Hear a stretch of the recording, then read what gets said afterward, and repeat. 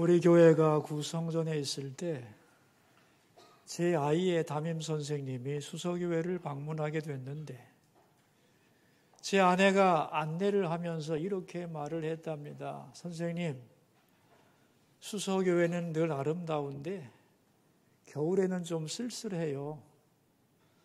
좀 더 멋진 모습을 보여드리고 싶었는데 아쉽네요. 그랬더니 선생님 하는 말씀이 아닙니다. 저는 나뭇잎이 다 떨어진 앙상한 나무 사이로 걷는 걸 좋아합니다. 나뭇잎이 다 떨어져 앙상한 나무는 보기에는 안 좋지만 햇빛을 가리지 않기 때문에 그 나무를 통하여 땅은 1년 중에서 가장 많은 햇빛을 받을 수가 있습니다. 그래서 겉모습은 썰렁하지만 땅은 햇빛을 받아서 봄을 준비하는 거죠. 겨울에 쓸쓸함이 없으면 봄은 오지 않습니다. 저는 여기 서 있는 앙상한 나무들이 잎이 우거지고 꽃이 만발한 모습을 상상하며 바라봅니다. 참 아름다운 곳이네요. 이 말을 듣고 와서 저희 식구가 저에게 이런 말을 했습니다. 나는 선생님이 겨울의 쓸쓸함 속에서 봄을 바라본다는 말이 정말로 와닿았어요. 미술 선생님이라 그런지 상상력도 대단하고 또한 눈이 남다른 것 같아요. 그래요. 제가 그랬죠. 정말 대단한데 겨울의 쓸쓸함만 바라보았지 그 겨울의 쓸쓸함이 사실은 봄을 준비하는 멋진 시간이라는 걸 우리가 언제 생각했겠어? 대단한데 그렇게 말하면서 그 시간 이후에 우리 부부의 겨울을 바라보는 쌀랑한 모습은 완전히 새롭게 변화가 되었습니다. 여러분, 이제 새해가 시작됐습니다. 출발은 했는데 어떻게 우리는 미래를 향해 걸어가야 할까요? 어떤 미래가 우리를 기다리고 있을까요? 새해를 맞이하여 부푼 꿈을 가지고 있는 분도 있을 것이고 막연한 마음으로 걸어가는 분도 있을 것이고 때로는 두려워하는 분도 많을 거라고 생각합니다. 우리는 미래를 향하여 어떠한 마음으로 나가야 하는가? 이게 오늘 본문의 주제입니다. 특별히 예수 안에서 거듭난 신앙인들이 가져야 하는 신앙인의 인생관, 역사관을 보여주는 아주 귀중한 본문인 겁니다. 우리가 미래를 향해 나가야 할 때 맨 먼저 해야 될 일이 뭐냐? 낙심하지 말라는 거예요. 16절인데 같이 한번 읽겠습니다. 그러므로 우리가 낙심하지 아니하노니 우리의 겉사람은 낡아지나 우리의 속사람은 날로 새로워지도다 그랬어요. 우리가 낙심하지 않는다. 이 말은 낙심할 것이 전혀 없기 때문에 낙심할 필요 없다 이런 뜻이 아닙니다. 잘 읽어보시면 뉘앙스는 현실적으로는 낙심할 것이 아주 많다는 거예요. 그럼에도 불구하고 낙심하지 말라는 거예요. 그러니까 예수 믿는 사람과 믿지 않는 사람은 낙심거리가 있느냐 없느냐로 구분되는 게 아닙니다. 왜냐하면 모든 사람에게는 낙심거리가 있거든요. 낙심거리는 있는데 그 낙심에 붙들리느냐 그렇지 않느냐로 믿는 자와 믿지 않는 자를 갈라야 된다는 거예요. 그런데 이 성도들을 상대해 보면은 나 개인과 가정 안에 낙심거리가 있다. 이것을 굉장히 부끄러워하는 분들이 있는 것 같아요. 그래서 우리 집에는 아무 일도 없는 것처럼 그렇게 감추려고 애쓰는 모습을 볼 수가 있습니다. 그런데 여러분 이건 바람직한 모습은 아니에요. 누구에게나 문제는 항상 있을 수 있는 것이기 때문에 그렇습니다. 저는 이런 얘기를 한번 들어본 적이 있는데요. 목사님 새벽기도 나오고는 싶은데요. 걱정이 돼서요. 이러는 거예요. 그래서 제가 무슨 일이 걱정이에요? 가족 중에 반대하는 분이 있나요? 그랬더니 아니 그게 아니고요. 제가 새벽기도 갑자기 나오면 저 집에 무슨 걱정거리가 있나 이렇게 생각할까 봐 그게 걱정이 돼서 못 나온다는 거예요. 그래서 제가 무슨 그런 사람이 어디 있어요? 그랬더니 있어요 목사님 정말이에요. 아주 반색을 하더라고요. 정말입니까 여러분? 정말이에요? 아니 내가 새벽기도를 나온다는데 하루의 첫 시간을 주님을 만남으로 시작하겠다고 하는 건데 누가 뭐라고 하겠어요? 하나님 보고 나오는 거지. 그러니 걱정하지 말고 나오세요. 이렇게 얘기는 했습니다만 여러분 우리 모두에게는 근심거리, 낙심거리가 다 있는 겁니다. 자연스러운 거예요. 그러나 낙심하면 안 된다. 오늘 본문은 그렇게 말씀합니다. 자, 그렇다면 우리가 낙심하지 않아야 하는 이유가 뭘까요? 16절 하반절인데 같이 읽겠습니다. 우리의 겉사람은 낡아지나 우리의 속사람은 날로 새로워지도다 그랬어요. 우리의 속사람이 새로워지기 때문에 그래서 낙심하지 말라는 거예요. 여러분 이 말이 잘 이해가 되세요? 겉사람과 속사람은 무슨 뜻일까요? 많은 분들이 이렇게 생각해요. 겉사람은 우리의 육체이고 속사람은 우리의 마음 아닐까? 땡, 틀렸습니다. 그런 뜻이 아니에요. 그렇게 생각하면 본문을 오해하게 돼 있어요. 자, 제가 질문을 해보겠습니다. 여러분, 우리가 예수를 믿고 나면 어떤 사람이 되었다고 말하죠? 예수 믿었으니까 어떤 사람이 되었다고 그래요? 새 사람이 되었다고 그래요. 새 사람이, 그죠? 그럼 예수 믿기 전에 사람은 무슨 사람이에요? 예수 믿기 전에는 옛 사람이에요. 그런데 예수를 믿으면 새로운 피조물이 돼서 새 사람이라고 불러요. 그런데 이 새 사람을 둘로 나누는 거예요. 본문에서는. 어떤 사람으로?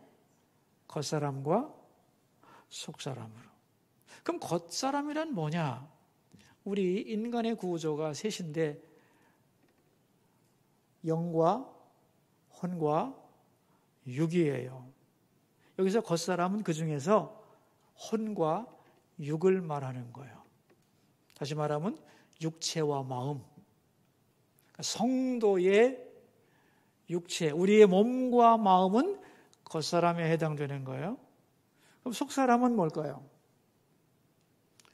하나님 앞에서 거듭난 우리의 영, 거듭난 영이 바로 속사람인 겁니다. 그렇게 이해를 하시면 될 겁니다. 자, 그렇다면 겉사람의 특징은 뭐죠?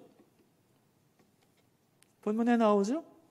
우리의 몸과 마음은 어떻게 된다는 거예요? 겉사람은 낡아지나 그랬죠? 그러니까 겉사람의 특징은 낡아지는 거예요. 성도들의 몸과 마음은 세월과 함께 낡아지는 거예요. 몸도 늙어갈 수 있고 생각도 바뀔 수 있고 젊을 때는 도전적이었는데 나이가 먹으면 기운이 꺾일 수도 있고 우리의 몸과 마음은 낡아져요. 이건 세상 사람들과 똑같아지는 거예요. 다 똑같아요. 그런데 거듭난 사람에게만 있는 것이 있어요. 그게 뭐예요? 속사람이에요. 그렇다면 속사람의 특징은 뭐죠? 속사람의 특징이요. 날로 새로워지도다 그랬습니다. 우리의 영은 한 번 거듭나서 하나님 앞에 탄생하면 계속해서 성장하고 새로워집니다. 낡아지지 않는 거예요. 그리고 모든 사건을 만나도 계속 그 사건을 통하여 발전하고 하나님께로 가까이 나아가는 그러한 계속 새로워지는 속성을 가지고 있다는 거예요. 그래서 우리는 나이를 먹지만 나이를 먹기 때문에 우리의 몸과 마음, 즉 겉사람은 낡아지지만 우리의 속사람이 있기 때문에 낙심하지 않게 되고 살다 보면 어려운 일을 만나서 우리의 겉사람은 그것 때문에 힘들어하고 마음이 상하기도 하고 낡아지지만은 우리의 속사람, 즉 영이 하나님을 바라보고 새로워지기 때문에 낙심하지 않는다는 겁니다. 자, 그렇다면 우리의 속사람은 어떻게 새로워지느냐 하는 건데 그게 17절 말씀입니다. 같이 읽죠. 우리가 잠시 받는 환난에 경한 것이 지극히 크고 영원한 영광의 중한 것을 우리에게 이루게 함이니 그랬어요. 우리가 잠시 받는 환난에 경한 것. 자, 이게 뭘까요? 잠시 받는 환난에 경한 것. 이 17절의 그 부분을 16절에서 찾아보면 겉사람의 낡아짐이에요. 겉사람의 낡아짐을 잠시 받는 환난에 경한 것이라고 표현하고 있는 겁니다. 자, 그러니까 우리가 몸이 늙어갈 수도 있고 살면서 여러 가지 힘든 일을 만나면서 우리는 지치고 피곤해지잖아요. 이것을 다 뭉뚱그려 가지고 잠시 받는 환난에 경한 것이라고 말씀하고 있는 거예요. 그런데 이 잠시 받는 환난에 경한 것이 무엇을 만들어내느냐 하는 거예요. 우리의 속사람 속에서 지극히 크고 영원한 영광의 중한 것을 우리에게 이루게 한다는 겁니다. 우리의 겉사람이 낡아지면서 경험하는 어렵고 힘든 많은 일들이 우리를 힘들게도 하지만 사실은 그것 때문에 우리의 속사람은 더 크고 중한 영광을 이루어가게 한다는 거예요. 그렇게 하나님은 역사해 가신다는 겁니다. 쉬운 예를 들어볼까요? 늘 건강하면 좋겠는데 병이 들었어요. 그럼 몸은 지치고 마음도 다운이 되죠. 불안해지고 겉사람이 낡아지는 거죠. 낙심하기 쉽죠. 그런데 하나님은 그 사건, 다시 말하면 잠시 받는 환난에 경한 것을 가지고 뭘 만들어내느냐? 그걸 통해서 우리의 속사람이 변한다는 거예요. 여러분, 우리가 병의 진단을 받으면 진단받기 전까지는 내 몸이 속에서 어떻게 돼 있어도 알지 못하죠. 그러나 이제는 진단을 받으면 내 몸이 어떻구나 실상을 알게 되고 지금까지 살아왔던 삶에 대하여 뭘 고쳐야 되는지를 깨닫게 되고 더 나아가서 이렇게 살아서는 안 되겠다 생각하고 잘못된 것을 끊어버리고 하나님을 의지하며 더 가까이 신앙생활로 나오게 되는 거죠. 바로 속사람이 새로워지는 거죠.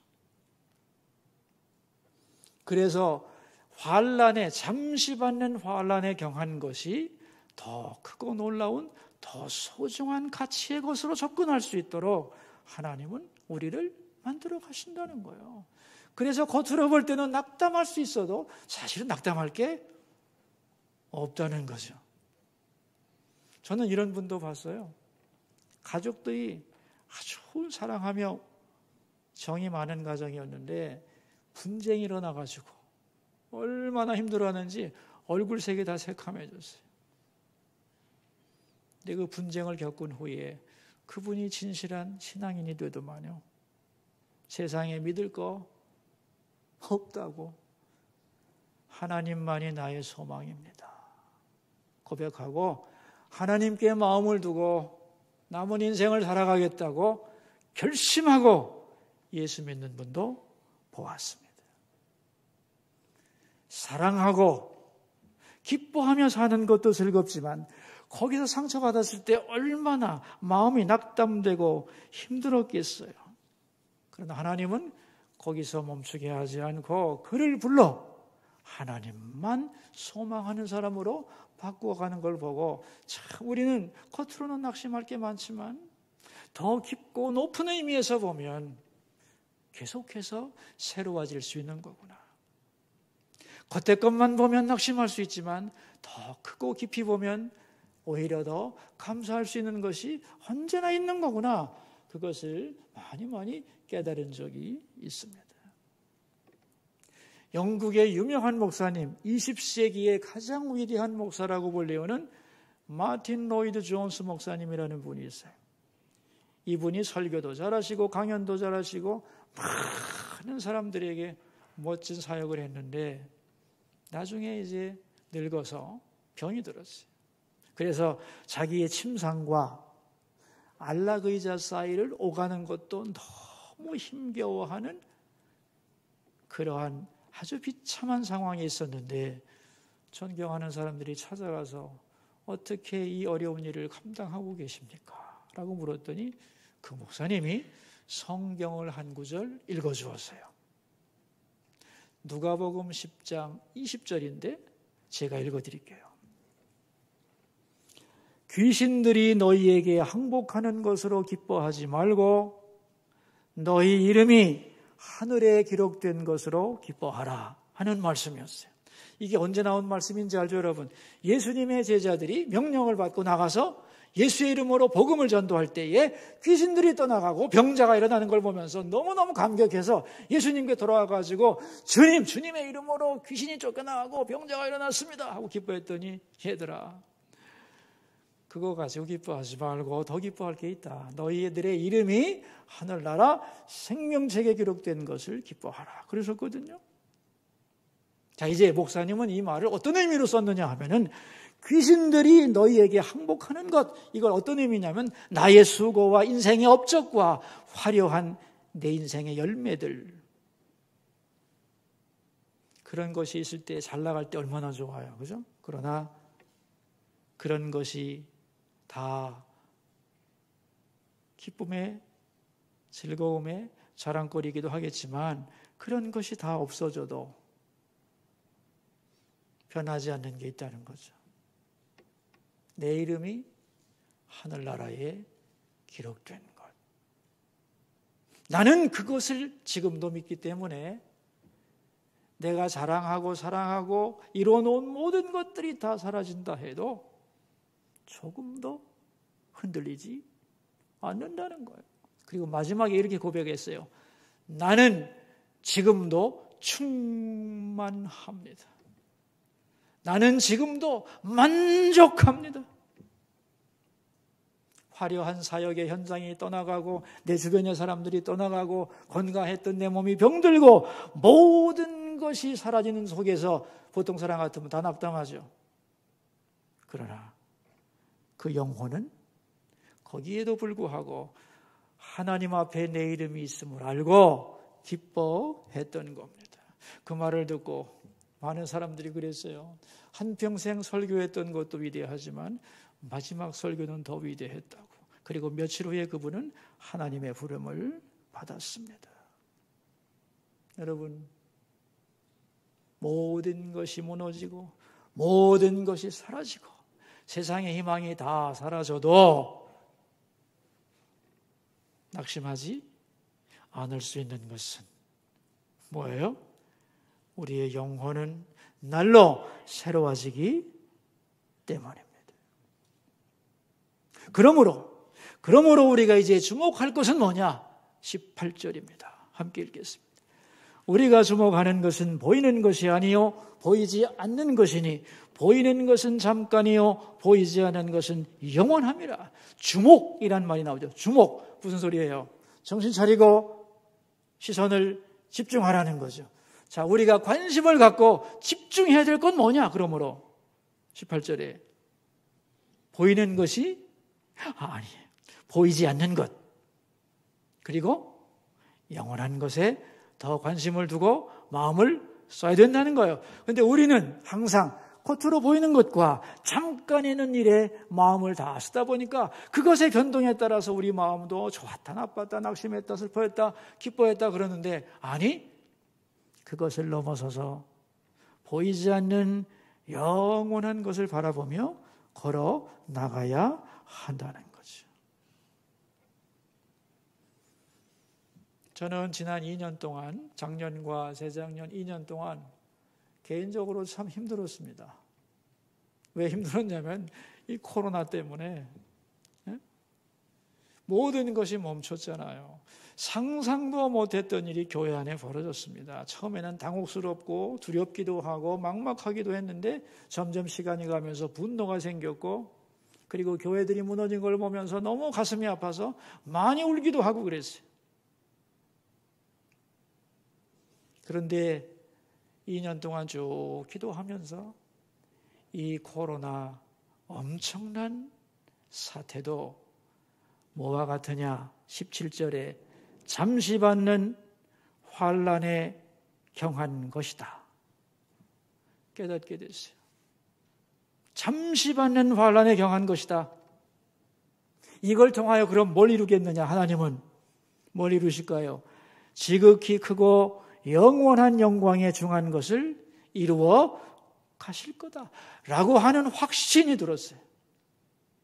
지금 모두가 두려워하고 올해도 만만치 않겠지만 이 코로나도 언젠가는 종식되고, 이 코로나를 통하여 교회가 무너지는 것 같아도 사실은 하나님은 성도들을 깨우고 교회 체질을 변화시켜 새로운 미래의 부흥을 향하여 준비하고 그렇게 자극을 주고 계신다는 것을 깨달으면서 참 많이 용기를 얻었습니다. 또한 요즘에 청년 문제, 얼마나 우리 청년들이 힘들어하나요? 방황도 많이 하고 희망이 보이지 않는 이 세대를 보면서 참 답답하기도 하고 걱정도 많이 했는데 마찬가지입니다. 지금 많은 청년들이 눌려있고 어디에 가서 풀어낼 길이 하나도 없는데, 이렇게 눌리고 탄식하던 그들의 영혼이 이제는 폭발해서 탄식이 기도로 터져나오고, 이걸 통하여 새로운 젊은 세대의 문화가 형성되고 이 시대의 젊은이들이 새롭게 주 앞에서 일어서게 될 날을 우리는 기대하게 되는 거죠. 2년 동안 제가 가장 큰 변화는 코로나 사태를 통하여 하나님은 더 큰 역사를 이룰 것과, 지금 우리의 청년들이 다 희망을 잃었지만 이 희망을 잃은 것 같은 속에서 새로운 미래 세대들이 일어나서 이 나라와 세상을 더 밝게 아름답게 변화시킬 거라고 하는 확신이, 그걸 깨달은 것이 2년 동안의 저의 가장 큰 소득이라고 고백할 수 있습니다. 여러분, 하나님이 안 계시다면 이런 생각을 할 수가 없죠. 그러나 하나님이 역사를 다스리는 거죠. 바이러스가 다스리는 게 아니죠. 지금 미중 전쟁 때문에 많은 국가들이 힘들어하고 어려움을 당합니다마는 그 사건을 통하여 하나님은 역사를 바꿔가실 것이고 새로운 역사를 이루어가실 것이고 많은 변화를 하나님의 뜻을 이루어가는 수단으로 사용하실 줄로 믿습니다. 모든 역사, 모든 인생은 다 역사의 주인이신 하나님의 손에 의하여 인도함을 받는 그 손에 있다는 것을 우리는 알아야 하겠습니다. 그래서 복잡한 것이 많고 캄캄한 것이 많지만은 그런 속에서 우리는 낙심하지 않고 역사를 이끌어가시는 하나님의 손길을 바라보고 기대하면서 더 크고 영원한 것을 기대하면서 미래를 향해 나가야 하는 것이죠. 여러분, 높은 산이 있습니다. 그런데 그 높은 산 맨 꼭대기에 뭐가 있느냐? 커다란 호수가 있는 거죠. 이건 말이 안 되죠. 왜요? 물이라고 하는 것은 항상 위에서 아래로 흐르게 되어 있는 거 아니에요? 근데 그 위에 물은 어떻게 있는 거지? 겉으로 볼 때는 모든 물은 위에서 아래로 흐릅니다. 근데 속에서는 모세관 현상에 의해서 밑에서부터 물이 위로 올라오는 거죠. 우리는 항상 겉의 모습만 보고 지금의 모습만 보면서 잠시 받는 환난에 경한 것에 눌려서 슬퍼하고 낙담하고 낡아지고 괴로워하지만은 하나님은 그걸 통하여 더 크고 위대하고 아름다운 것을 이뤄가시는 분이라는 것을 우리는 잊어서는 안 된다고 생각합니다. 그래서 오늘 본문은 말하는 거예요. 주목할 것이 뭐냐? 우리가 더 마음을 두고 쳐다볼 게 뭐냐? 보이는 것만이 아니고 오히려 보이지 않는 것, 더 영원한 것, 그것을 바라보기를 힘써야 한다는 거예요. 여러분, 오늘 나의 현실 속에도 낙담할 만한 일은 다 있죠. 그러나 여러분, 조금 더 우리가 영적인 관점으로 보고 신앙의 눈을 뜨게 되면은 새로운 시선으로 내가 만난 낙담의 현실을 해석할 수 있다는 것을 잊지 않기를 바랍니다. 그러므로 우리가 낙담하고 있다는 것은 뭔가 주님이 기대하시는 믿음에 약간은 부족한 것이고 우리의 주목하는 방향이 약간은 현실적으로 기울어져 있다는 거죠. 고민도 많고 힘든 것도 있어도 우리가 주님을 바라보고 영혼을 바라보고 더 믿음의 눈으로 바라보면은 이것을 넉넉히 극복하고 낙담하지 않을 수 있다는 겁니다. 자, 새로운 한 해가 왔습니다. 한 살 또 먹었죠? 어쩔 수 없이. 그리고 우리의 인생에서 1년은 또 사라졌습니다. 서운하신가요? 이것 때문에 슬퍼할 수도 있죠. 거기에 가치를 뒀다면. 그러나 아닙니다. 겉사람은 낡아 지는 거예요. 오히려 그 속에서 우리는 속사람이 새로워져야죠. 맞아, 또 한 살 먹었네. 이제 주님 앞에 갈 날이 더 가까워졌네. 신앙생활 더 바르게 해야 되겠다. 주님 앞에 설 때 부끄러움 없는 사람이 되어야지. 그래서 우리의 속사람을 다시 새롭게 하면서 나갈 때에 우리의 한 살 더 먹는 우리의 겉사람의 늙어감의 슬픔과 낙담을 넉넉히 극복할 수 있다. 그런 얘기입니다. 한 살 더 잡수시면서 여러분의 속사람이 그만큼 더 성장하기를 바랍니다.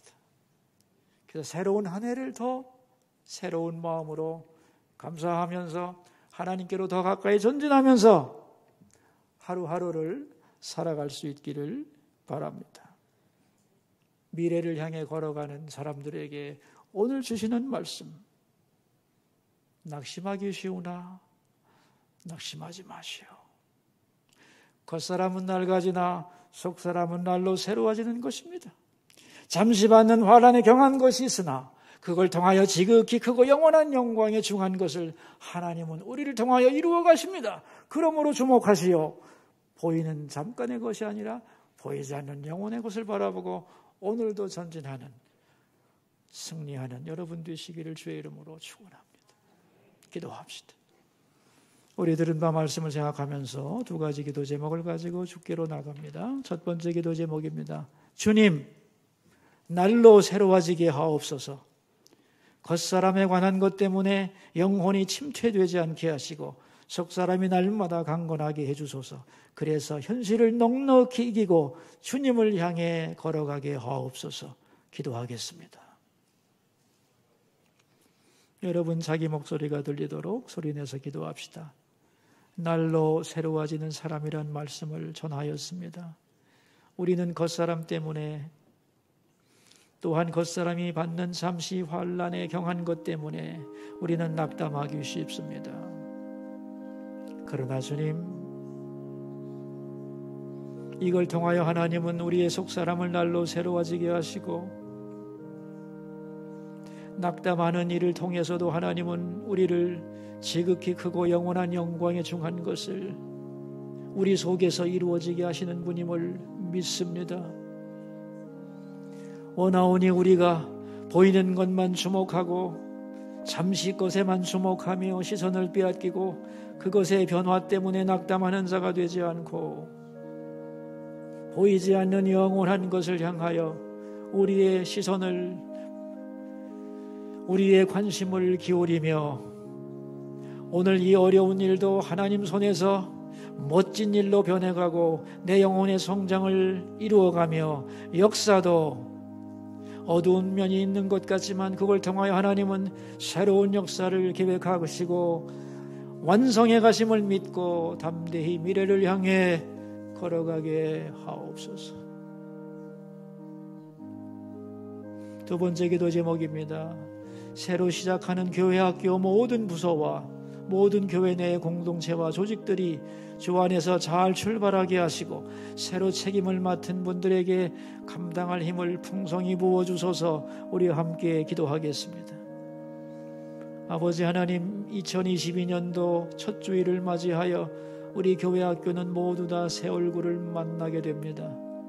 교회 안의 모든 조직들과 공동체들이 새 출발합니다. 주님의 영광을 위한 도구들이 되고 주님의 도우심으로 모든 공동체들이 아름답게 조화를 이루며 성장하며 주님을 섬기며 하나님의 영광을 돌리게 하옵소서. 책임 맡은 분들에게 넉넉히 감당할 지혜와 리더십과 새 힘을 주옵소서.